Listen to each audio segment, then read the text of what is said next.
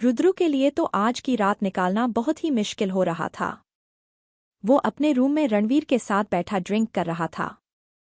आज इसके खुशी देखते ही बन रही थी।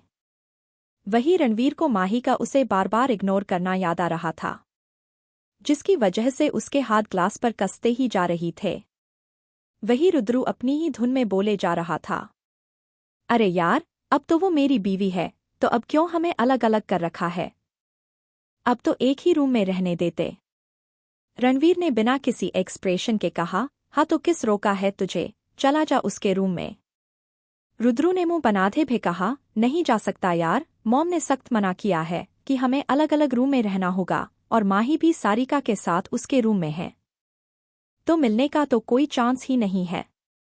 अगर माही के होते उससे मिलने गया तो वो सबके सामने ढिंडोरा पीट देगी कि रुद्र चीचू रात को दी के कमरे में आए थे पिछली बार, याद है न क्या किया था उसने? कितनी मुश्किल से मैंने सारिका को मनाया था। इतना कहकर वो ड्रिंक करने लगा। माही का राम सुनते ही रणवीर के चेहरे पर एक शातिर मुस्कान आ गए। उसने ड्रिंक का गिलास एक ही सांस में खत्म करके रुद्र से कहा, wait a bit, I just come. ये कहकर वो बाहर चला गया। वो सीधा गार्डन में आया और सारिका के रूम के नीचे खड़ा होकर अपने फोन से एक नंबर डायल किया। इधर माही सारिका को हक किए सो रही थी। माही ने इस वक्त लाइट रेड कलर का पटियाला सुर्फ पहना था। इस वक्त सोते हुए उसकी फेस पर बहुत सुकून था। तभी उसका फोन रिंग करने लगा। 2-3 रिंग में ही उसकी नींद खुल गई। सारिका काफी थकी होने की वजह से गहरी नींद में थी, इसलिए उसे फोन की रिंग से कोई फर्क नहीं पड़ा। माही नींद में ही अपना फोन रिसीव करके बोली, हेलो। रणवीर ने दूसरी तरफ से अपनी मैग्नेटिक वॉइस में कहा, हेलो जान, मेरे नींद उड़ाकर तुम चैन से कैसे सो सकते हो? दूसरी तरफ से रणवीर के आवाज सुनकर माही झटके से उठकर बैठ गई। उसकी आवाज से सारे का डिस्टर्ब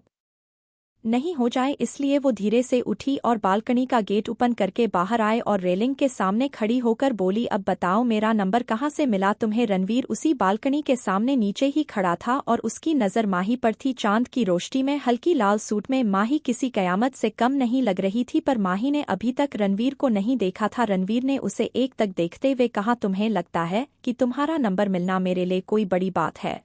तभी अचानक ही माही की नज़र नीचे खड़े रणवीर की नज़रों से मिले। ये देखकर रणवीर के फेस पर एक तिरछी स्माइल आ गए। उसने माही को देखते हुए अपनी एक आंख विंग की, जिसे देखकर माही सकपका गई। फिर वो गुस्से से फोन पर ही बोली, तुम अपनी हरकतों से बाज नहीं आओगे न? रणवीर उसे चढ़ाते हुए बोला, नहीं, क्योंकि मैं ऐसा ही हूँ, सर्व अपने मन की करने वाला। फिर रणवीर ने उसे लगभग ऑर्डर देते हुए कहा, अब जल्दी से नीचे आओ। माही ने मुँह मनाते हुए कहा, हाँ जैसे तुम कहोगे और मैं नीचे आ जाऊंगी। तुम ऐसा नहीं कर सकते। रणवीर ने कहा, मैं ऐसा कर सकता हूँ, अब मेरे 10 गिरने तक तुम नीचे नहीं आए तो मैं खुद ऊपर आ रहा हूँ, सो कम फास्ट। इतना कहकर उसने फोन डिस्कनेक्ट कर दिया। फिर रुद्र को भी मैसेज कर दिया। माही ने जैसे ही रणवीर की धमकी सुनी, वो जल्दी से अपना दुपट्टा गले में डालकर लगभग दौड़ते हुई नीचे आए। भाग कर आने की वजह से उसकी सांस फूल रही थी और वो गुस्से से रणवीर को देखे जा रही थी, जो एक डेविल स्माइल के साथ उसे ही देख रहा था। माही ने गुस्से से कहा, अब बताओ क्यों बुलाया है मुझे? माही को ऐसे गुस्से में देखकर रणवीर स्माइल करता हुआ धीरे धीरे उसके करीब जाने लगा। इस वक्त उसके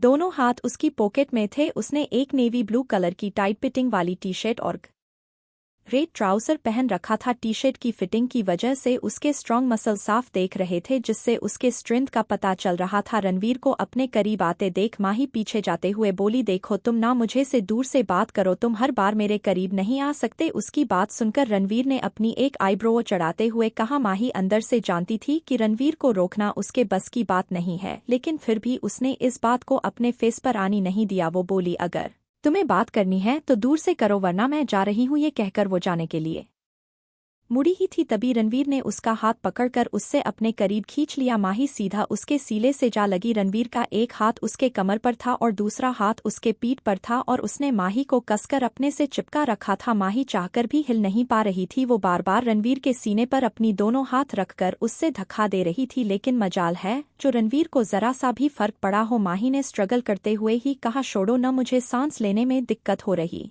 है। उसको वाकई सांस लेने में परेशानी होने लगी थी, क्योंकि रणवीर ने उसे कुछ ज्यादा ही कसकर पकड़ रखा था। रणवीर ने कहा ठीक है मैं छोड़ दूंगा, लेकिन चुपचाप अच्छे बच्चे की तरह मेरे साथ चलो। माही ने अपनी आंखें बड़ी करते हुए कहा, या मैं कहीं नहीं चाह रही तुम्हारे साथ। ये सुनकर रणवीर बोला, आ तो ठीक है फिर रहो पूरी रात ऐसे ही। इतना कहकर रणवीर ने अपनी बकर और कसली। माही खांसते हुए बोली, छोड़ो मुझे दर्द हो रहा है। सांस न ले पाने के कारण माही का चेहरा बिल्कुल लाल हो गया था। उसने जल्दी से कहा, हाँ ठीक है मैं तुम्हारे साथ चलूंगी।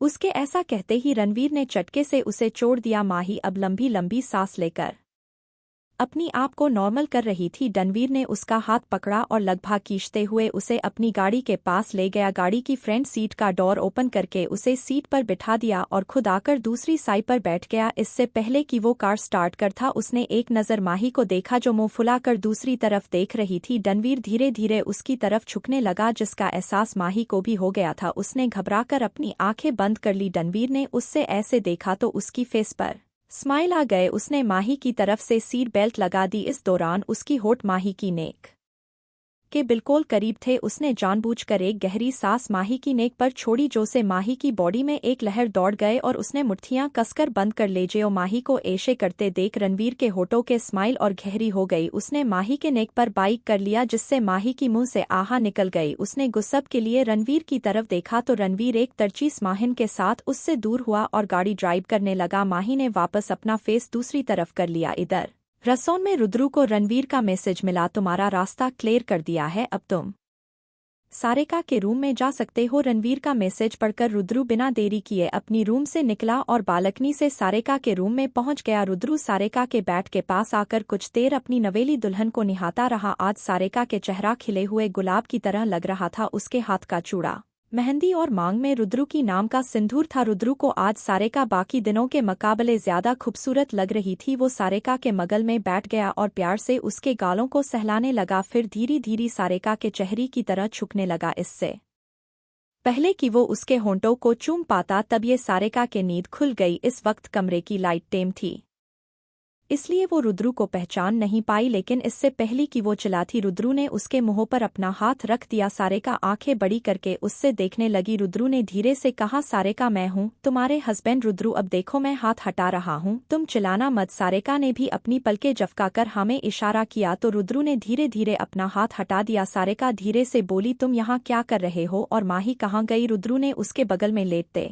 हुए कहा, वो अपने रूम में गई है और अब साधा सवाल जवाब मत करो। ये कहकर उसने सारिका को कमर से पकड़कर बिल्कुल अपने करीब कर लिया। इससे पहले कि सारिका कुछ और पूछती, रुद्रू ने उसके लिप्स पर किस करना शुरू कर दिया। सारिका भी उसके किस में हो गई और उसके हाथ रुद्रू के बालों को सहलाने लगे। प्लीज आज अपने आप पर कंट्रोल कर लो, अभी हमारी सारे रस्में पूरी नहीं हुई है। रुद्रू सारिका को बिल्कुल छोड़ने के मूड में नहीं था। उसने सारिका के पास आते हुए कहा, जान अब मत रोको, I can't control any more. उसके बात सुनकर सारिका ने रिक्वेस्ट करते हुए कहा, रुद्रू प्लीज। रुद्रू ने सारिका के फेस की तरफ देखा तो उसके फेस पर रिक्वेस्ट करने वाले एक्सप्रेशन थे। उसने एक गहरी सांस ली और सारिका के फोरहेड को चूम लिया, फिर उससे अपनी बाहों में भरकर उसके बगल में ही लेट किया। सारिका भी रुद्रू की बाहों में सुकून से सो गए। इधर रणवीर की कार सुनसान सड़क पर फुल स्पीड में दौड़ रही थी। माही ने इरिटेट होकर पूछा, कहाँ लेकर जा रहे हो तुम मुझे? रणवीर ने उसकी बात का कोई जवाब नहीं दिया। कुछ ही देर में उसने अपनी गाड़ी एक सुनसान जगह पर रोक दी। माही को तो वो जगह देखकर ही डर लग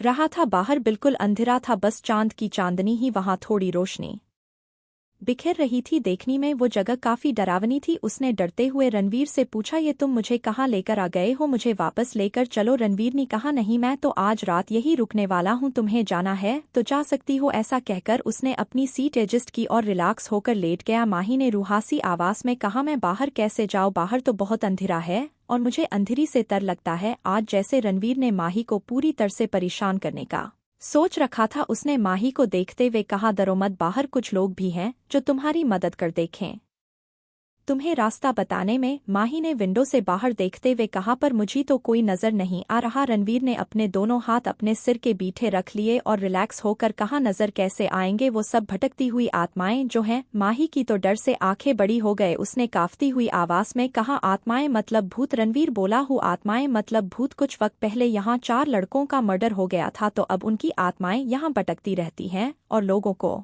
वो ज्यादा कुछ नहीं करती, लेकिन उन खूबसूरत लड़कों को वो बिल्कुल नहीं छोड़ती। यह कहते हुए वो माही की तरफ छुपने लगा। इस बीच उसने माही की सीट एडजस्ट कर दी थी, जिस वजह से माही भी लेट गई थी, लेकिन उसका ध्यान रणवीर की बातों पर था। इसने उसे पता ही नहीं चला कि रणवीर ने कब उसकी सीट एडजस्ट कर दी। रणवीर की बातों को सुनकर माही के चेहरे पर डर के वजह से पसीने की मुद्दे आने लगी और रणवीर उसके आंखों में डर साफ देख पा रहा था। मन ही मन उसे हंसी भी आ रही थी, क्योंकि माही उसके मजाक को समझे नहीं पा रही थी, पर फिर भी उसने अपनी फेस पर ये जाहिर ही नहीं होने दिया। क्यों लाया है रणवीर माही को इतने सुनसान जगह पर, उसे सब डराने के लिए या उसके इरादे कुछ और है? जाने के लिए सुनते रही डार्क ऑब्सेशन सिर्फ लव पल्स डायरीज पर।